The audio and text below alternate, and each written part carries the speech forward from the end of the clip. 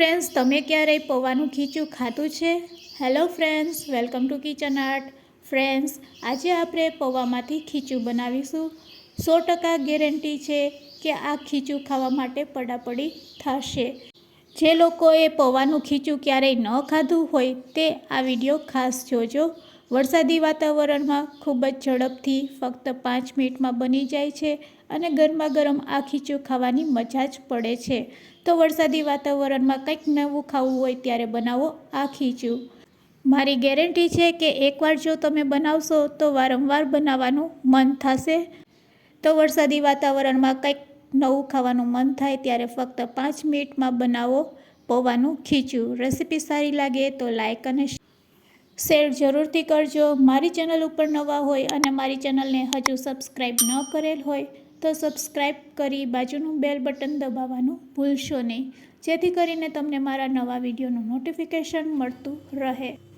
તો સૌપ્રથમ આપણે 1 વાટકી જેટલા પૌવા લેશું. તમે કોઈ પણ બ્રાન્ડના પૌવા લઈ શકો છો. બસ 1 વાટકી પૌવામાંથી આજે આપણે આ ખીચું બનાવીશું. પૌવામાં રહેલી ધૂળ અને ઝીણો ભાગ હોય છે તેને દૂર કરવા માટે અહીંયા આપણે આ રીતે તેને ચારી લેશું. તો પૌવામાંથી ખીચું બનાવવા પહેલાં આ પ્રોસેસ ખાસ કરવાની, જેથી કરીને પૌવામાં રહેલો ઝીણો ભાગ હોય છે તેને આપણે દૂર કરી શકીએ. બસ હવે આપણે ગેસની ફ્લેમ ચાલુ કરીશું. એક પેન લેશું અને આ પેનમાં આપણે પૌવાને શેકી લેશું. અહીંયા ફક્ત 2 મિનિટ માટે જ પૌવાને શેકવાના છે.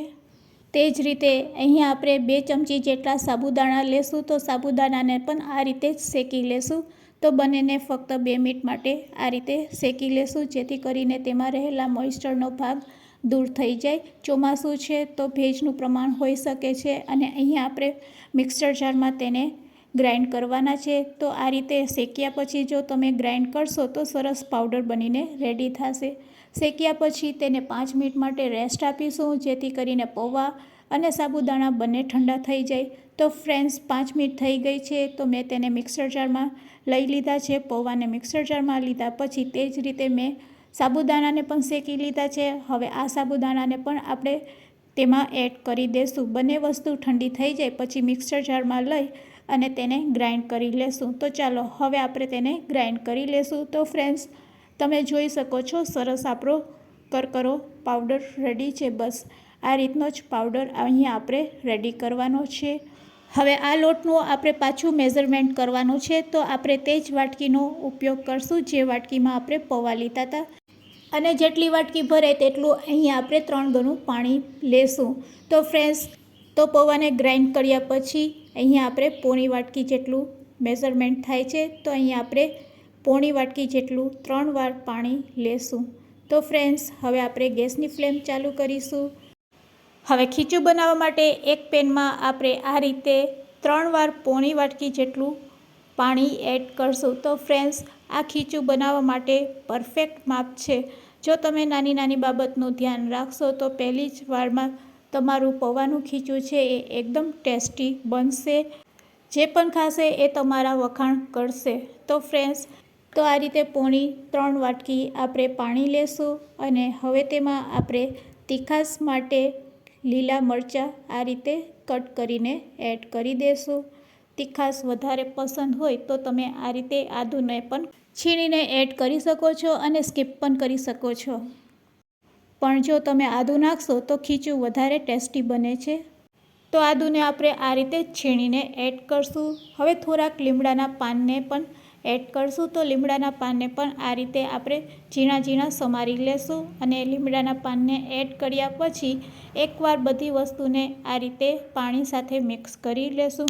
ફ્રેન્ડ્સ, અહીંયા આપણે ગેસની ફ્લેમ થોડીક લો જ રાખીશું, લો ફ્લેમ ઉપર જ. હવે આપણે તેમાં અડધી ચમચી જેટલું જીરું એડ કરી દઈશું અને સાથે સાથે તેમાં આપણે એડ કરશું અજમા. ફ્રેન્ડ્સ, અજમાનો પણ ટેસ્ટ ખૂબ જ સરસ આવશે અને અજમા પાચનનું કામ કરે છે. તો કોઈ પણ વસ્તુને પચાવી હોય તો અજમા ખાસ નાખવા જોઈએ. તો બસ હવે અજમાને પણ આ રીતે આપણે હાથની હથેળીમાં ક્રશ કરી લેશું અને ચપટીક અજમા પણ તેમાં એડ કરી દેશું. બસ આટલી વસ્તુ એડ કર્યા પછી હવે તેમાં આપણે સ્વાદ મુજબ મીઠું નાખી દેશું. હવે તેમાં એડ કરશું 5 ચમચી કરતાં પણ ઓછો પાપડિયો ખારો. અહીંયા તમે સોડા પણ એડ કરી શકો છો. ખાવાની સોડા 2 ચપટી જેટલી એડ કરશો તો પણ ચાલશે. બસ આટલી વસ્તુ એડ કર્યા પછી હવે પાણીને સહેજ ઉકળવા દેશું. 2 મિનિટમાં તમે જોઈ શકો છો કે તેનો કલર પણ ચેન્જ થઈ ગયો છે અને પાણીમાંથી વરાળ નીકળવા લાગી છે. તો બસ આ રીતે પાણીમાંથી વરાળ નીકળવા માંડે એટલે તરત જ તેમાં એડ કરી દેશું પૌવાનો રેડી કરેલો લોટ. તો આ રીતે આપણે થોડોક લોટ નાખતા જઈશું અને સ્પેચ્યુલા અથવા તો તવેથાથી આ રીતે આપણે હલાવતા જઈશું, જેથી કરીને કોઈપણ પ્રકારના ગઠ્ઠા તેમાં ન પડે અને ગેસની ફ્લેમ આપણે લો જ રાખીશું. તો ફ્રેન્ડ્સ છે ને, પૌવાનું ખીચું બનાવવું એકદમ સહેલું. વરસાદી વાતાવરણમાં આ ખીચું ખાવાની ખૂબ જ મજા પડે છે. અને હા ફ્રેન્ડ્સ, અહીંયા આપણે એક સિક્રેટ ઇન્ગ્રીડિયન્ટ્સ નાખવાના છે જે આ ખીચુંને એકદમ ટેસ્ટી બનાવે છે. તો આ ખીચું આ રીતે રેડી થાય એટલે તરત જ તેમાં આપણે માંડવીનું તેલ એટલે કે સિંગદાણાનું તેલ આ રીતે 1 ચમચી એડ કરી દેશું. ફ્રેન્ડ્સ, સિંગદાણાનું તેલ એડ કરવાથી ખીચું વધારે ટેસ્ટી લાગે છે અને ખાવામાં પણ ખૂબ જ મજા પડે છે. તો સિંગદાણાનું તેલ તમે આ રીતે ઉપરથી પણ એડ કરી શકો છો અને પાણી ઉકળતું હોય ત્યારે 1 ચમચી નાખવું હોય ત્યારે પણ તમે નાખી શકો છો. આ ખીચુંમાંથી તમે કુરકુરે પણ બનાવી શકો છો. ખીચું રેડી થાય એટલે તેને ઠંડુ કરી હાથેથી મસરી અને સંચામાં ભરી લેવાનું અને સંચા વડે અહીંયા આપણે કુરકુરે બનાવી શકીએ છીએ. 2 દિવસ પંખા નીચે સૂકવી અને પછી તળશો તો કુરકુરે તમારા રેડી.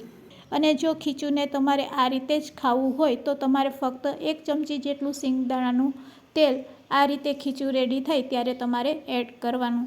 તો ફ્રેન્ડ્સ, હવે જોઈ શકો છો કે ખીચું છે એ પેન છોડવા લાગ્યું છે. તો બસ હવે ગેસની ફ્લેમ બંધ કરી દેશું અને આપણે આ ખીચુંને આ રીતે જ ગરમા ગરમ સર્વ કરીશું. 1 ચમચી કરતાં પણ ઓછું તેલ આ રીતે એડ કર્યા પછી હવે તેને આપણે સર્વિંગ પ્લેટમાં લઈ લેશું. તો ફ્રેન્ડ્સ, રેડી છે આપણું ગરમા ગરમ ખીચું સર્વ કરવા માટે.